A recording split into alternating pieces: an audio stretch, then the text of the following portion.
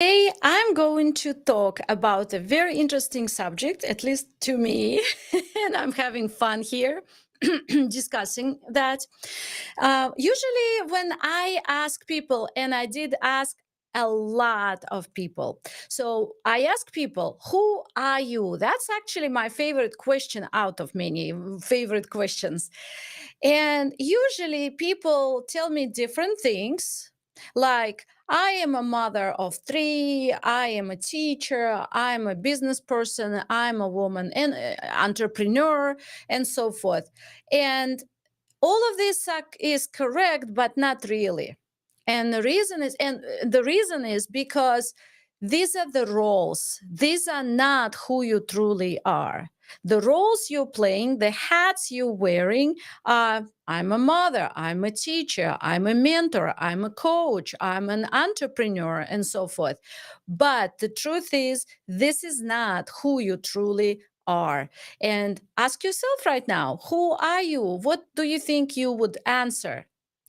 And so that's the first thing that people make as a mistake. I mean, it doesn't matter because you're still living your life, but it does matter if you want to achieve the mastery, spiritual mastery. So that's why I'm explaining it to you today. And remember the new movie, Top Gun, the new one, Maverick was testing the new plane, and the plane crashed, and Maverick landed on Maverick landed, and he entered some small town diner, and everybody looked at him in silence. And he drank some water, and he asked people, "Where am I?" And a little boy said, "Earth."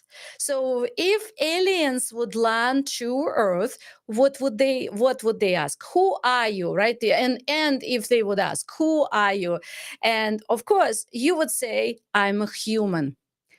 And that's what usually people think as well. And we even talk when we give a speech, when we write a copy, we say, we humans, we people, we humans.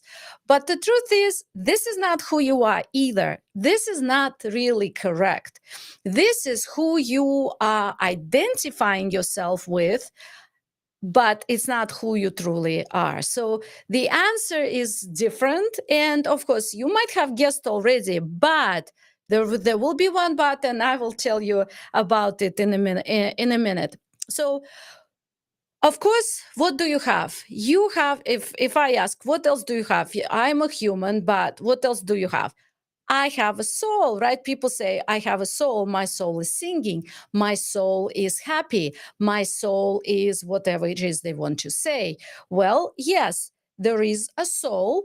And what? And what? Can you see it? Can you smell it? Can you touch it? Can you what? Right? And so that's why people have very hard time believing, many people believing in reincarnation, because they identify themselves with the body, and the body, they say, doesn't incarnate. And it's actually true. It doesn't. So let's talk about a little bit about spiritual anatomy. This is one of my favorite subjects as well. I really like spiritual anatomy because it gives me true understanding of what our life is all about. So let's start.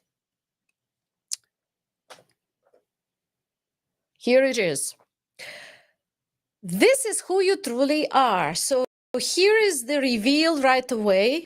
You do not have a soul. I will repeat, you do not have a soul because you are the soul. You are not, you don't have the soul, you are the soul. And this is what you look like. Obviously, you don't, but how do I put light in the image? So that's my best try, best trying to show it. And so this is the soul, and the soul is made of light. It's the part of God. It's made of God. So it's actually light. And this light does not have the physical body. Yes, I put here the body. It looks like the body, but it's not. Because when the body dies, what happens? the soul leaves. Or maybe we could even say, when soul leaves, the body dies as well. So the soul is the very important component for the body to be alive. For me right now, to stand in front of you, to talk, to make my hand gestures as I always do, to smile and so forth, that's the body. But the body is fueled by the divine power, and the soul is the one who is the light inside of me. And so inside of me, see what I said? Me is not actually, I am the soul. I even corrected myself in the speech, right? But that's what we have to remember, because it's the soul who is having all the experiences. And in metaphysics, people even say we are spiritual beings having human experiences on earth, which is true, because it's the soul who is doing everything, creating everything, and living this life. But what does the soul need? The soul need to be on the physical world. In the physical world, she needs the body. And the reason I put here the male image, if you can see, it's bigger, it's masculine, and feminine image on the side, on the other side, only because this is not about a man and a woman in the physical world, but it's a representation, because the physical body is the denser body because it's made of organic matter, and the soul is made of light. The soul is not made of matter, so they're two different substances. And when they get together, so at the incarnation, at the birth, so the body has to be born here on earth inside of mom, right? Mother's womb. So the body is conceived and made and grow inside the womb, and then comes out and it starts growing and so forth and living and moving. But to power it up, you have to be inside of it.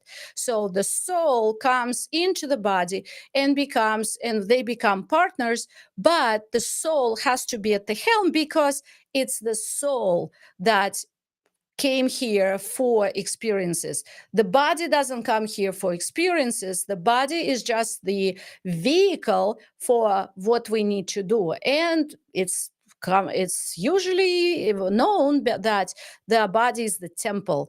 So we do have the temple, and the soul we are the soul. And so and I also want to give you an example of a car, right? So you can get an visual image, and hopefully you will remember it for the rest of your life, because it is very important to know. And so the car, you just got a beautiful car. Imagine maybe a car of your dreams that you didn't get yet or are going to, but finally you got that car, and the car is right in front of you. And you standing next to the car. And then the next moment, because it is your car, it's now assigned to you. You bought it, you were given the car, you were presented with the car, whatever the case is, you got the car. And so you're very happy, you're excited, the car is how you want it to be, and now you want to go inside the car and drive around and explore.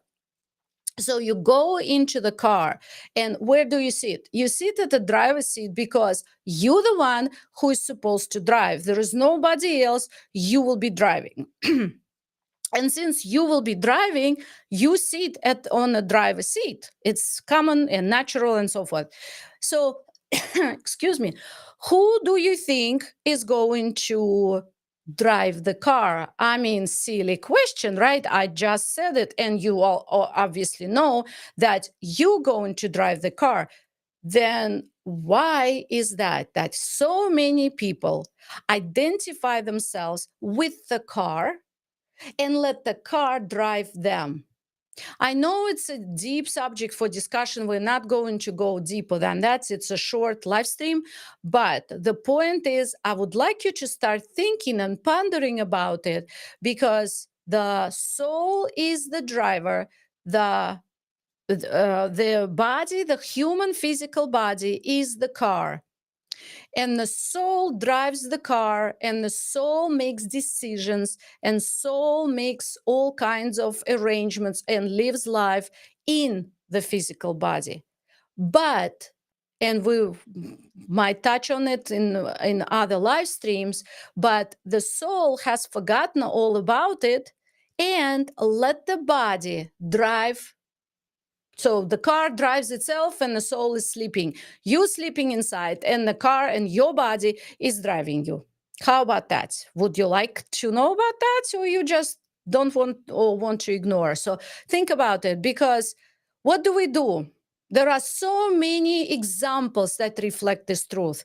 What do? We praise when a person dies. When the person dies, the body even changes. The body changes because it doesn't even look. If you ever looked at the dead body, you will see that the person is not, or not the person, the body doesn't even look like the person you've known so well before in life, because the main part of the body is gone, the one who had all the life. That's the life. We call it live stream. Yes, I call it soul for general public, but it's a live stream, and literally a live stream, life in the body. So when the soul, when the life withdraws, the body is dead and doesn't move. So when you leave your car, the body doesn't drive without you. Well, there are some, we're not talking about high technology. I'm just talking about basic spiritual anatomy. And I compare it to give you a visual what it means. And so, as I was talking about the dead body, what do we cherish? What do we celebrate? Yes, we do celebrate soul. Maybe churches talk about soul and they pray for it. But the general idea, general public, usually what they celebrate after death is the body. They give, if the person was rich, they would give golden coffin, whatever, I don't know, big, very expensive, maybe wood or you name it. So very expensive coffin, very lavish celebration, all kinds of things, their ritual. But the truth is, all they're doing is celebrating what? The car. I might be right now rattling some feathers, but think about it, it's the car. And this car will be is disposed and will never be used again, but it never identified the soul. It never had anything to do with the soul, because yes, it was the partner, it was the transportation vehicle, the temple, so soul could just do what the soul needed to do to accomplish the spiritual goals that the soul came to earth to accomplish. And later on we will be touching on those subjects as well. So that's what I wanted to present to you today. I hope you will ponder about it and look around and see how you are living your life. Because, and also, people read metaphysical books, spiritual books. I'm sure you know that there is soul, and you know that soul is you. Maybe you do, that you are the soul. But my question is, and that's where the but is coming, my question to you is, do you identify yourself with the soul and know in your bones and in your muscles and in your every part of your body that you are the soul and you live your life as a soul, and the soul is unlimited? The soul has very different consciousness than the body. Or you know it on a mental level, but you still live life as a human, having human fears, human anger, human, all kinds of human feelings and so forth, and believing that you are a human. In fact, there is a song, I don't know who the artist is, I don't know anything about it. All I know is I was hearing, I am just a human, I made a mistake, I am just a human. No, and every time that person was singing that song, I was thinking in my head, no, you're not just a human, you are really mistaken, and you're singing this song to the whole world. But again, people are not aware of it. And that's why here I'm standing and sharing this knowledge, because I want the awareness to be opened up and or increased, because I am, after all, a spiritual self-awareness mentor. And that's why I'm here sharing it. Okay, so that's enough for today. And I would like to tell you that tomorrow I'm going to have a guest on my live stream. It will be Her Excellencies, that's a fancy title, Her Excellency, Dr. April Trupiana, and we will be talking about an interesting subject that discussing breaking the taboo about mixing business and spirituality. So I encourage women entrepreneurs to join me on this live stream, to join us and listen and ponder about it. And who knows, maybe we will change the world even more. Thank you so much for listening. Bye for now.